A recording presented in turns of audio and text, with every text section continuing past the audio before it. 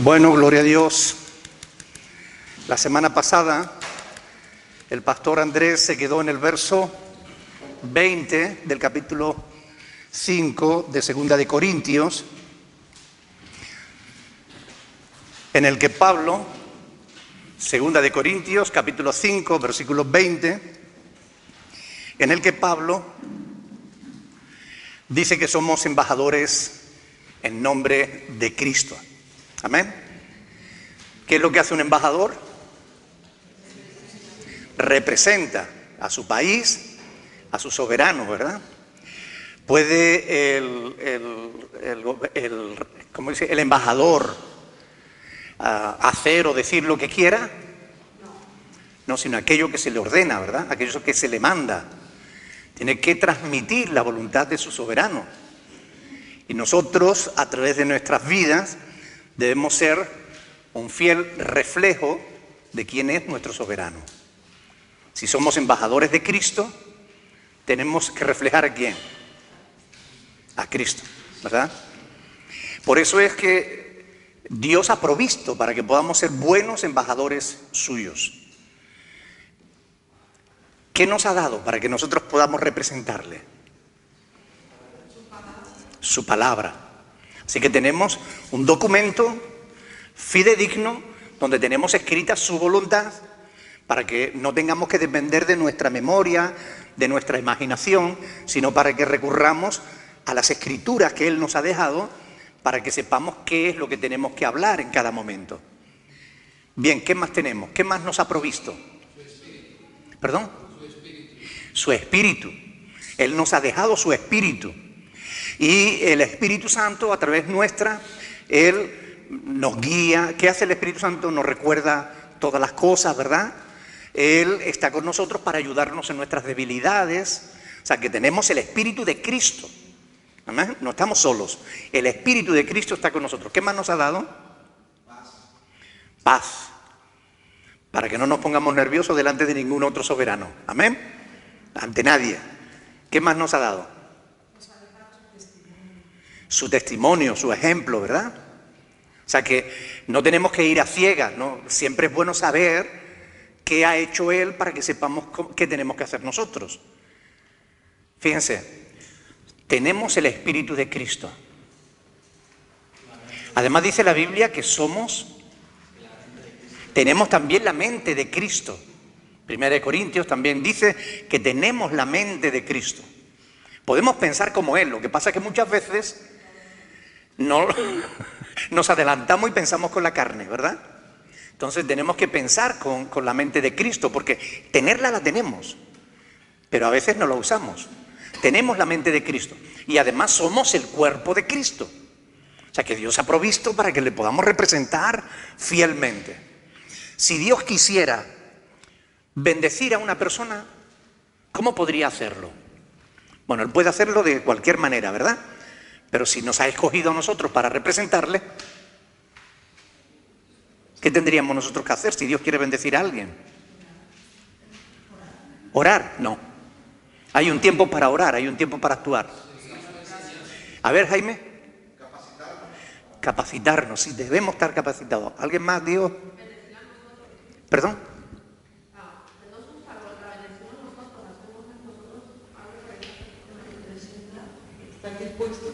Estar dispuesto. A ver. Hacer lo que Él nos ha enseñado. Hacer lo que Él nos ha enseñado. Si Dios quiere bendecir a alguien, si Cristo quiere bendecir a alguien, y nosotros somos el cuerpo de Cristo, tenemos el Espíritu de Cristo y la mente de Cristo, ¿cómo podrá Cristo bendecir a alguien? ¿Samuel?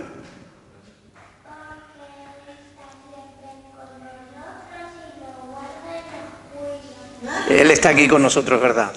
Y nos cuida. Claro, claro, ahí está Paco. Gloria a Dios. Claro.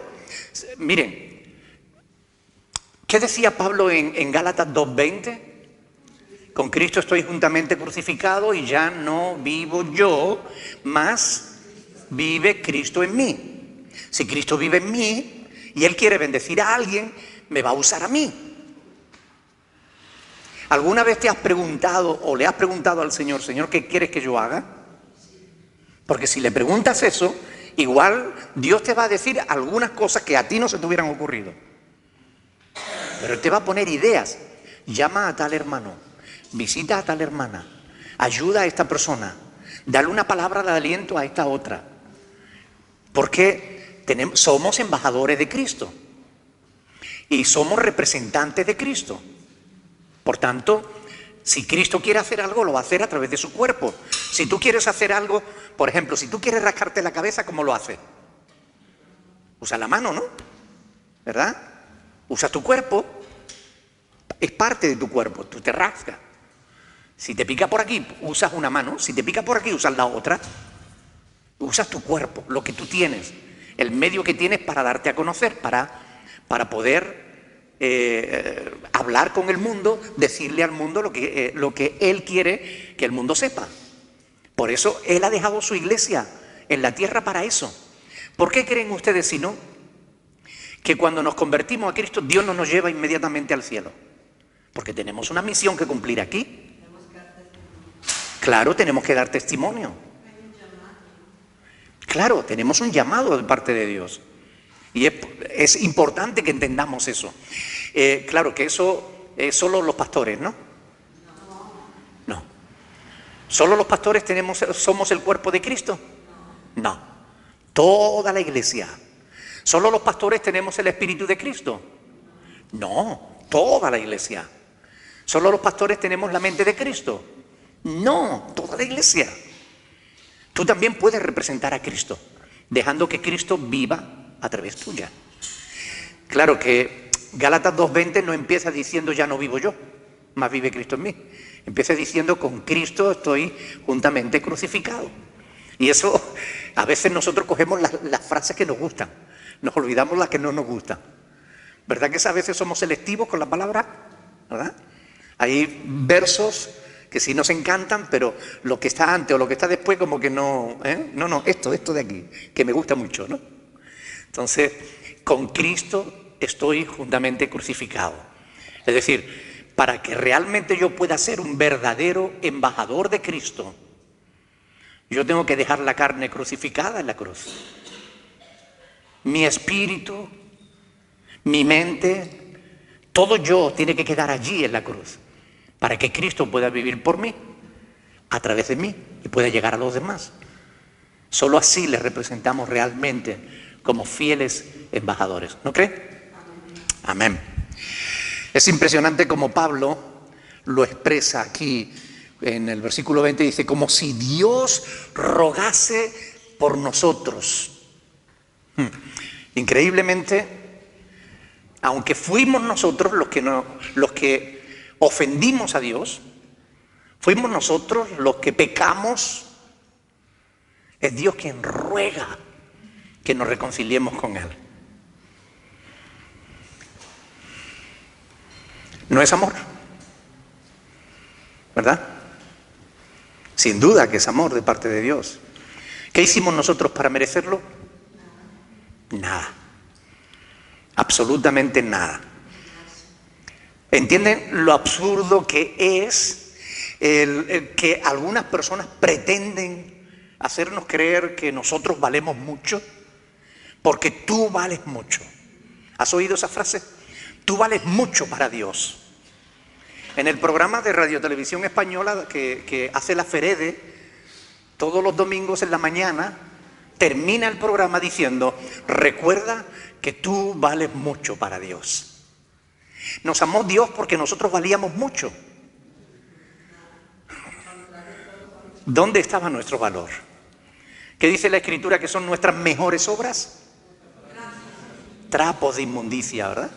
No sirven más para nada. No es que nosotros seamos valiosos. ¿Por qué nos amó Él? Porque Él es amor, ¿verdad? Él es amor. Nos amó por pura gracia, por su gran amor con que nos amó. Esa frase a mí me pone los pelos de punta. Efesios 2:4. por su gran amor con que nos amó, estando nosotros muertos en nuestros delitos y pecados, nos dio vida juntamente con Cristo. Y por gracia somos salvos. Por gracia. Gratuitamente. Dime, Samuel. ¿Cómo? Claro, Dios es amor. Y nos ha dado su amor, ¿verdad? Hay un montón de tarjetitas que circulan por la red enfatizando eso, ¿no? Porque tú eres valioso, porque tú vales mucho. Dios nos amó por pura gracia. Os rogamos, dice ahí, versículo 20, en nombre de Cristo, reconciliaos con Dios. Algo importante a lo que hay que prestar atención es que cuando hablamos de reconciliación, generalmente siempre estamos pensando en los incrédulos, ¿verdad? Que se tienen que reconciliar con Dios, ¿cierto? Estamos pensando en que tenemos que ir a los incrédulos y decirle, oye, reconcíliate con tu Creador. Sin embargo, ¿a quién le está diciendo esto Pablo? A los corintios, a los cristianos de Corinto. A la iglesia. Claro que esto suscita ciertas preguntas, ¿no?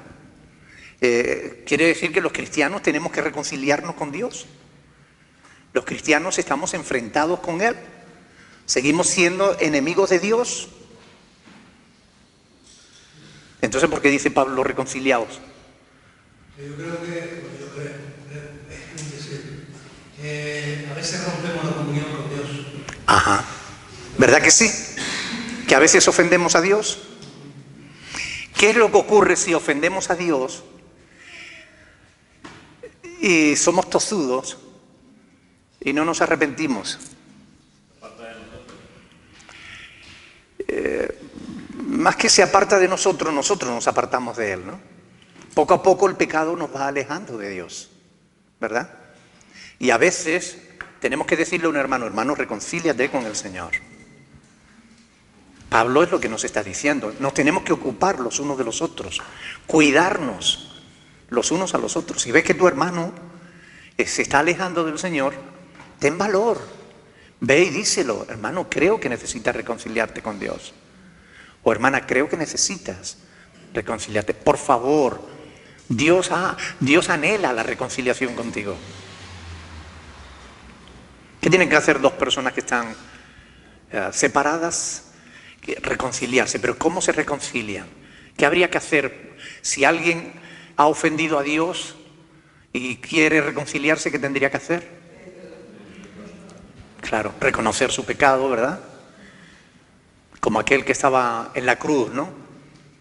Nosotros estamos aquí con motivo, con razón, pero él ningún mal ha hecho. Es decir, nosotros estamos aquí porque lo merecen nuestros actos. Somos pecadores. Perdóname, Señor. Confesarlo, arrepentidos. Confesar nuestro pecado. Alejarnos de él, del pecado. Acercarnos a Dios. Porque si no nos alejamos del pecado, difícilmente nos vamos a acercar a Dios, ¿verdad?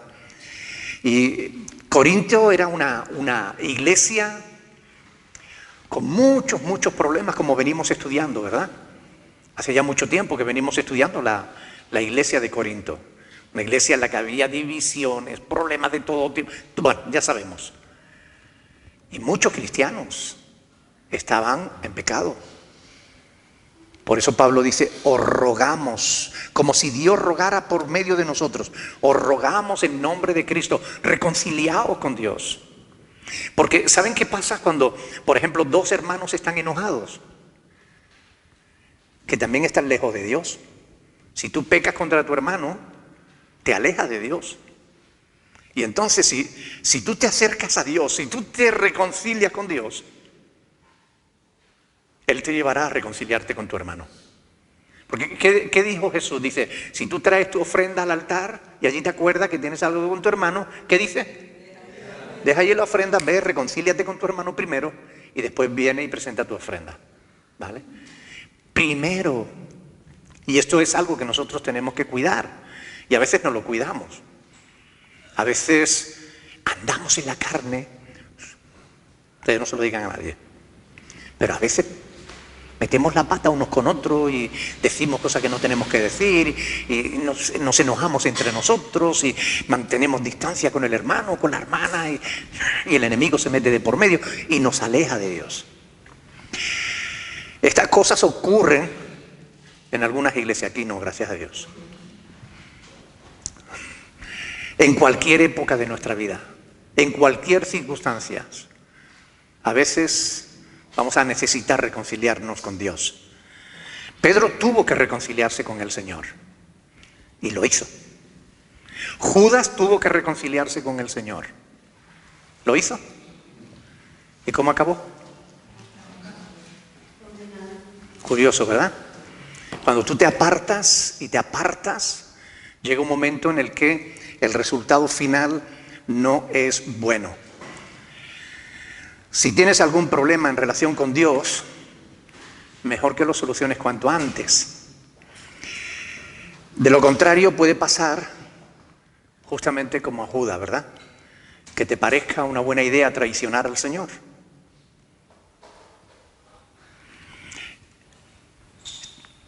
Te aseguro que no lo es. Traicionar al Señor no es una buena idea. Y a veces le traicionamos por cosas tontas.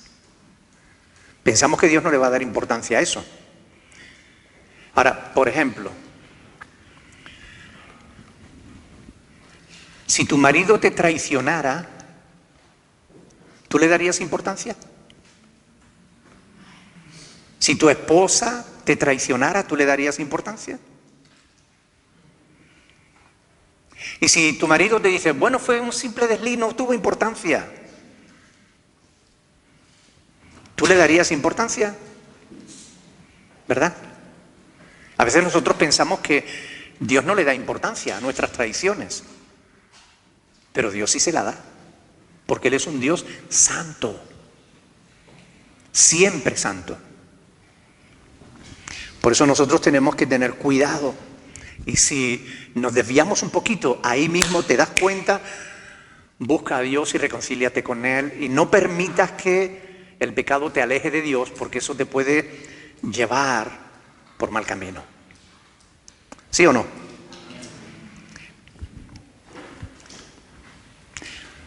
Pablo se está dirigiendo a los miembros de la iglesia en Corinto, pero también está pensando en todos los seres humanos, ¿verdad? Todos aquellos que no tienen comunión con Dios. Tenemos que ir también al mundo. Si tenemos que reconciliar a los hermanos que son cristianos y tenemos que reconciliarlos con Dios, ¿cuánto más al que no es ni siquiera cristiano y que es enemigo de Dios? También tenemos que ir a ellos y tenemos que decirle, por favor, reconcíliate con tu Creador. Porque ese es nuestro deber. El imperativo de reconciliaos es tanto para los corintios como para el resto del mundo. Aunque él se lo está diciendo a los corintios, sin duda, ¿verdad? Pero podemos aplicarlo a todo el mundo, al resto de la humanidad. Su demanda es válida para gente de toda condición, de toda edad, de todo lugar. Es aplicable a toda criatura. La demanda de Dios de reconciliarse con Él siempre es aplicable en cualquier época. Ahora, como embajadores de Cristo, somos comisionados a buscar la reconciliación de todos con el Señor. Así que ese debe ser tu mensaje. Reconcíliate con tu Creador. Amén. Reconcíliate con Dios. Vamos a leer el versículo 21. Al que no conoció pecado, ¿qué dice ahí? Por nosotros. ¿Por quién es? Por nosotros lo hizo pecado, para que nosotros fuésemos hechos justicia de Dios en Él. Vamos a tratar de entender este pasaje, porque es poco difícil para algunas personas. ¿De quién está hablando Pablo? De Jesús. Es a Él, ¿verdad? El que no conoció pecado. ¿Hubo alguien más aparte de Jesús que no conociera pecado? La Virgen María, ¿no? ¿No? ¿Verdad? La Iglesia Católica dice que María fue concebida sin pecado y que no pecó en su vida y subió al cielo inmaculada. Bueno, todo eso es pura patraña de la Iglesia Católica, ¿verdad? Que no se basa en las Sagradas Escrituras, sino que se basa en lo que a ellos se les ocurre. Pero no hay fundamento bíblico para decir que María no pecara, porque incluso en el cántico que ella hace cuando le es anunciado que iba a ser la madre del Mesías, ella reconoce a Dios como su Salvador. Y si lo reconoce como su Salvador, es porque realmente ella necesitaba salvación. Si no, diría el Salvador, no mi Salvador. ¿Ok? Una cosa es que fuera Salvador del resto y otra cosa es que es Salvador suyo también. Si era su Salvador es porque ella también era pecadora y también necesitaba salvación. Por tanto, el único que no cometió pecado fue Cristo. Nadie más, solo Cristo. Él fue el único que no conoció pecado. Y como dice ahí, bueno, nosotros nacemos sin pecados. ¿Ok? ¿Sí o no? No. ¿Nosotros nacemos en pecado? Sí, nacemos también en pecado. Interesante. Unos dicen sí, otros dicen no. A ver, Óscar.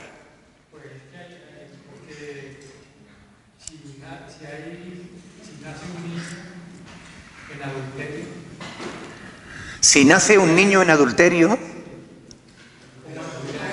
¿el niño es culpable de lo que hagan los padres?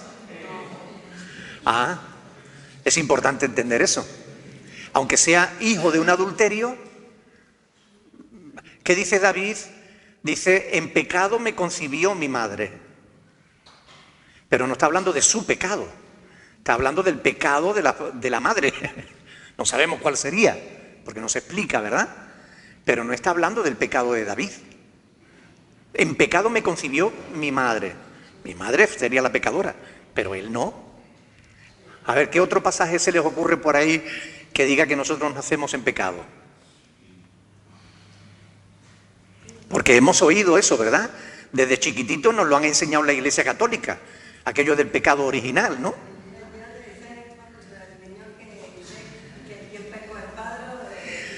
Por ejemplo, Juan capítulo 9 del 1 al 3, ¿verdad?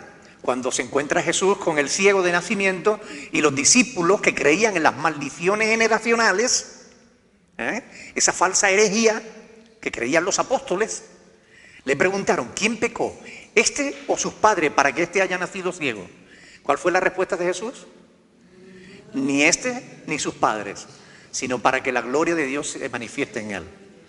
O sea que ahí no hay ningún fundamento para creer en maldiciones generacionales. Y hay otros pasajes que tiran por tierra esa falsa herejía, ¿verdad? Como Ezequiel 18:20, ¿no? Que dice claramente que los hijos no llevarán los pecados de los padres. Por tanto, si Ezequiel 18:20 dice que los hijos no llevarán los pecados de los padres, ¿qué pecado tendrá un bebé cuando nace? Ninguno. ¿Perdón? Claro, Dios no nos va a crear en pecado, evidentemente. puede ser que el pecado nos alcance cuando tomamos conciencia. Bueno, eso sí está claro porque Efesios capítulo 2 habla de que también nosotros mismos éramos arrastrados por la corriente de este mundo conforme al príncipe de la potestad del aire, el espíritu que ahora opera en los hijos de desobediencia, ¿verdad? Y éramos hijos de ira, lo mismo que los demás, porque el mundo nos arrastra. Es decir, desde que estamos en el vientre de mamá, ya estamos escuchando a los papás discutir, siendo egoístas. Desde que antes de nacer, ya estamos escuchando a nuestros hermanos peleándose, ya estamos aprendiendo, ya estamos siendo arrastrados al pecado. ¿Qué es la primera palabra que aprende un niño? Mío. Egoísmo. No. Rebeldía. ¿Verdad? Desde que nacemos ya vamos siendo arrastrados. Y claro, al final todos somos pecadores. Al final acabamos siendo pecadores y todos necesitamos de Cristo. Pero no podemos afirmar que nacemos en pecado, porque no hay base bíblica para ello. Hay que tener en cuenta lo siguiente. Si afirmamos que nacemos en pecado, tenemos una contradicción bíblica. Porque Primera de Juan, creo que es el 3:4, dice que el pecado es la infracción de la ley de Dios. Si no hay infracción de la ley, no hay pecado.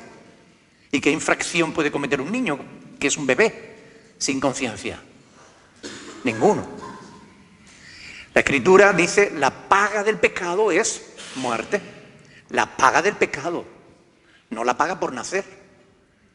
Si decimos que nacemos con una naturaleza de pecado, estamos culpando a Dios de que nos hizo mal. Y eso no es correcto. Hay quien usa Romanos 5:12 para decir que nacemos en pecado. Porque Romanos 5:12, ¿sabéis lo que dice, no? Por cuanto el pecado entró en el mundo por un hombre, y por el pecado la muerte, así la muerte pasó a todos los hombres, por cuanto todos pecaron. ¡Ah! Ahí está, pecado original. No, señor. A ver, despacito.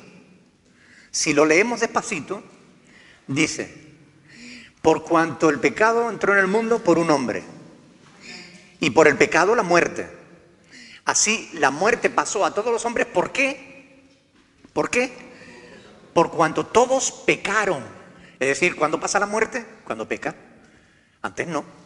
No es que nazcamos en pecado, sino que el pecado, cuando cometemos el pecado, ahí es cuando viene el problema. ¿Ok? Nos condenamos, a menos que recurramos a Dios arrepentidos. Por tanto, fíjense lo importante que es prestarle atención a los detalles de la palabra para no dejarnos arrastrar por las falsas doctrinas.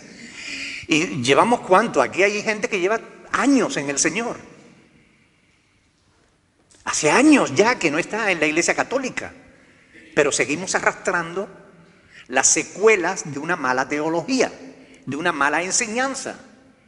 Y tenemos que deshacernos de todo lo que no concuerde con las Sagradas Escrituras. Y eso pasa también con falsas enseñanzas que se dan en las iglesias evangélicas. También en las iglesias evangélicas hay sus tradiciones y sus herejías. Y hay que conocer bien la palabra para deshacernos de esa carga de teología errónea, de esas falsas doctrinas.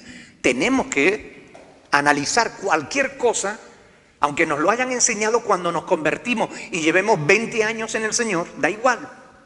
Tenemos que analizar lo que creemos a la luz de las Escrituras para ver si es verdad o no. ¿Están de acuerdo, sí o no? Claro, porque si no podemos estar creyendo mentiras. ¿Cuántas personas están hoy en día engañadas, siguiendo doctrinas de demonios, por la hipocresía de mentirosos que tienen endurecida la conciencia y que mandan cosas que Dios no ha mandado o prohíben cosas que Dios no ha prohibido? Y lo hacen por ganancias deshonestas, ¿verdad? Si la iglesia conociera bien las Escrituras, no se dejarían engañar. ¿No creen? Por eso es importante hacer esto que hacemos aquí los jueves, estudiar la palabra, escudriñarla. Muy bien. Hay varios pasajes, porque aquí dice que al que no conoció pecado, hay varios pasajes que nos hablan de la pureza de Cristo, ¿verdad? Vamos a leer alguno de ellos. Por ejemplo, Juan 8:46. Juan 8:46. Si alguno lo encuentra, por favor que lo lea en voz alta, fuerte y claro.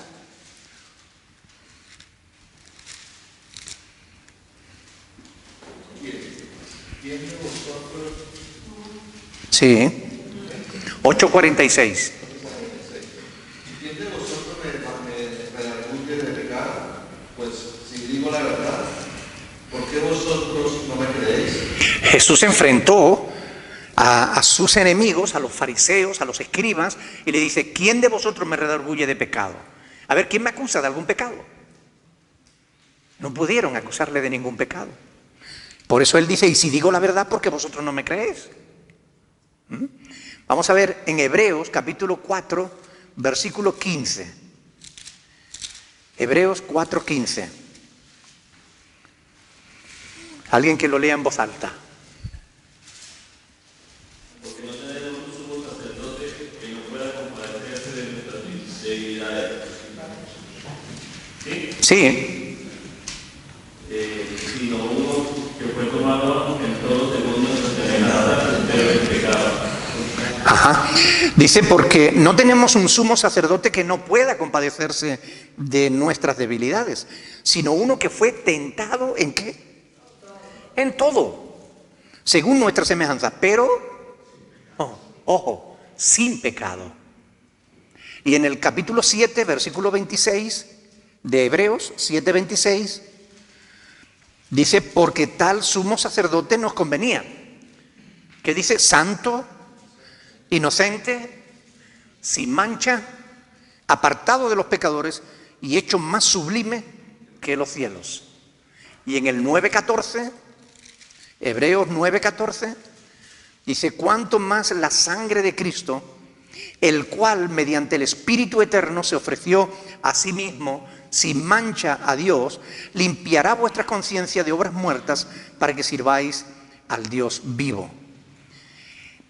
Él se ofreció a sí mismo sin mancha a Dios. O sea, hay multitud de pasajes, no es necesario que sigamos, pero hay multitud de pasajes que reconocen, afirman y aclaran la santidad, la pureza de nuestro Señor Jesucristo. Y es Él al que no conoció pecado, dice ahí, por nosotros lo hizo pecado. ¿Qué quiere decir que Cristo se hizo pecador? ¿Quiere decir que Cristo se hizo pecador? Cargó el pecado. Ahí es donde nosotros tenemos que tener cuidado con los términos que usamos. Es verdad que la Biblia dice porque Jehová cargó en él.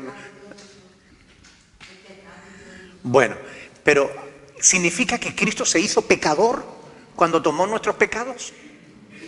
No. Algunos dicen que sí, y que cuando Cristo, en el momento, dice, en el momento en el que Cristo cargó nuestro pecado, Dios salió de Cristo y por eso Él dijo, Padre, Padre, ¿por qué me has abandonado? Pero eso no tiene fundamento. Miren, imagínense que ustedes tienen a su hijo enfermo y además terminal. Se va a morir en cualquier momento. ¿Algunos de ustedes serían capaces de abandonar a su hijo? ¿Sería Dios peor que nosotros? ¿Seríamos nosotros mejores padres que Dios? Dios nunca abandonó a su hijo, aunque Él, en su naturaleza humana, se sintió abandonado. En ese momento, Él se sintió abandonado. Por eso dijo, Elí, Elí, lama sabachthani. Padre, Padre, ¿por qué me has abandonado? No es porque estuviera abandonado. Allí estaba el Señor con Él. Pero en su carne, en su naturaleza humana, porque Cristo era totalmente humano, así como era totalmente Dios, se sintió abandonado, humanamente. Pero no es que Dios lo hubiera abandonado. Y no es que Dios se hiciera, que Jesús se hiciera pecador al cargar nuestros pecados. Porque tenemos que entender que es algo judicial, es un asunto de juicio, es un asunto legal. Cristo se hizo cargo de nuestras faltas, pero no es que Él las cometiera, ¿ok? Él no era culpable. ¿Quiénes eran los culpables? Nosotros, ¿verdad? Pero Él se ofreció a pagar por nosotros. Por tanto, es importante entender esto para no acabar diciendo una herejía como que Cristo se hizo pecador, ¿no? No. Es un lenguaje figurado que hay que entenderlo. Pablo está diciendo, al que no conoció pecado, por nosotros lo hizo pecado, ¿no? Se hizo pecado en el sentido figurado de la palabra. Es decir, Él pagó en la cruz como si fuera el más pecador de todos. Él pagó allí por tus pecados y por los míos. Pero eso no significa que Él se hubiera convertido en pecador. Él nunca fue pecador, ni antes ni después de la cruz. ¿Ok? Él asumió nuestros pecados como nuestro sustituto. Él nos representó en ese juicio que Dios estaba haciendo en la propia vida de su Hijo, ¿verdad? ¿Somos nosotros justos delante de Dios? A ver. Me refiero en el sentido literal de la palabra. ¿Somos justos delante de Dios? En el sentido literal, no. Sin embargo, fíjense, dice, al que no conoció pecado, por nosotros lo hizo pecado para que nosotros fuésemos hechos justicia de Dios en él. Es decir, a partir de ese momento, Dios te mira a ti y te ve justo. ¿Significa que tú eres justo, que nunca haces nada malo? No. Significa que Dios te aplica a ti la justicia de su Hijo, como le aplicó a su Hijo tus pecados. Es un asunto legal. La sentencia fue cargada sobre Cristo porque Él se ofreció en tu lugar. Y Él pagó por tus pecados. Desde ese momento, Dios te aplicó a ti su justicia. Te declara inocente, porque ya tu culpa ha sido pagada por otro. Por tanto, Dios te declara justo. Y esto es importante entenderlo.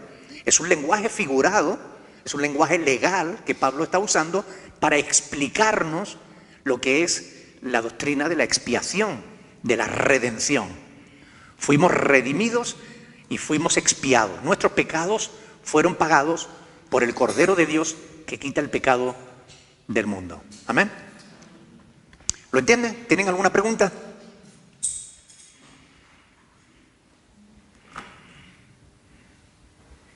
¿No hay pregunta? ¿Puede decir, por ejemplo, que el Señor Jesús nos invita a un restaurante a que comamos, pero Él no come, pero Él paga la tarea? Ajá. Bueno, es un ejemplo, claro.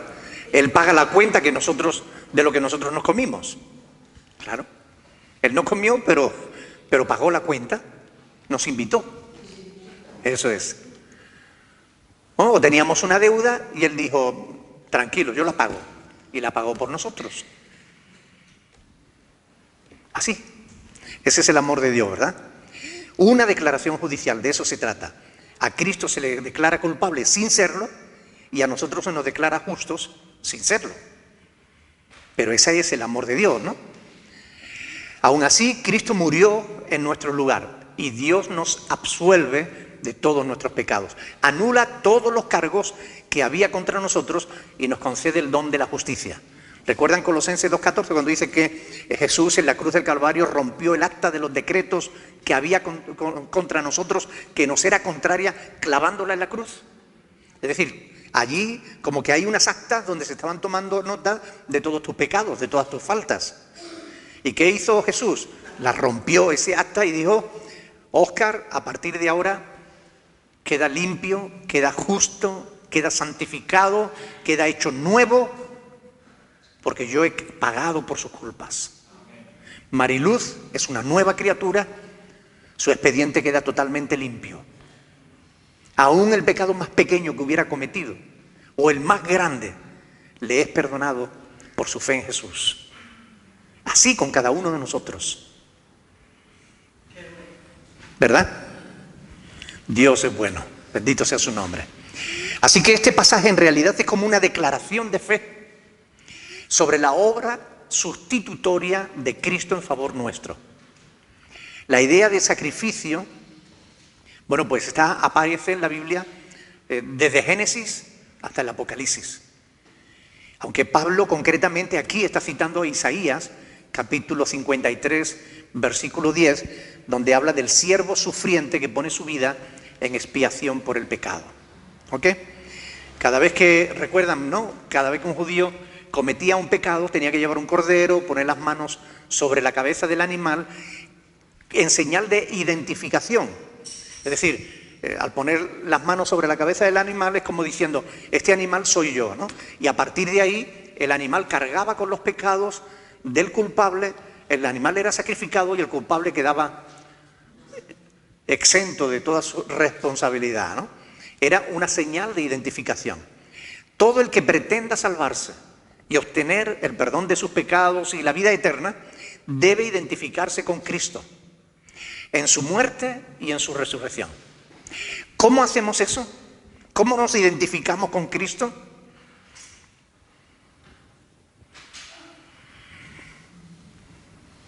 Hay dos formas de hacerlo.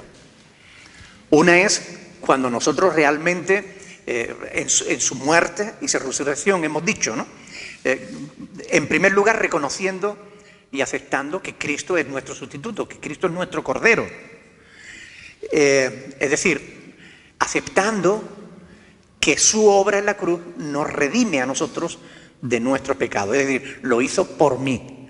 Yo no puedo decir, Cristo murió por los pecados del mundo. Yo tengo que decir, murió por los pecados del mundo y murió por mis pecados. Cristo murió por los pecados del pastor Nicolás. Y esto es importante. Para mí es importante. De esa forma yo me identifico. ¿Recuerdan las palabras de Pablo? Con Cristo juntamente estoy crucificado. Eso es identificación. El segundo lugar, en cómo podemos identificarnos con Cristo, lo hacemos por medio del bautismo. ¿Recuerdan el pasaje de Pablo de Romanos capítulo 6, del 3 al 4? Donde él habla de que los que somos bautizados, somos bautizados en su muerte y en su resurrección. Cuando estamos siendo bautizados, estamos dando testimonio público de nuestra identificación con Cristo. Yo me identifico con Cristo muero y con Cristo resucito a una vida nueva. ¿Ok? Así que de esa forma nos identificamos con el Señor. Y al hacerlo, quedamos libres de todas nuestras culpas, ¿verdad? Ahora,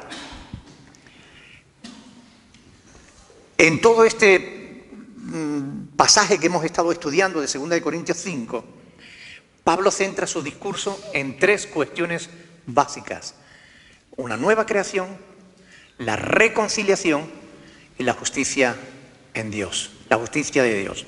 Así que no da tiempo para más, lo vamos a dejar aquí para la próxima semana, pero si hay alguna pregunta me gustaría que la hicierais para que no se quede en el tintero.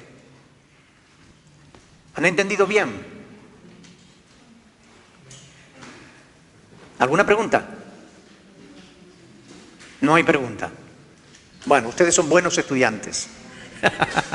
Vamos entonces a ponernos de pie y oramos al Señor, dándole gracias por su palabra y pidiéndole que Él nos ayude a amar su palabra. Amén. A amar su palabra. Vamos a orar.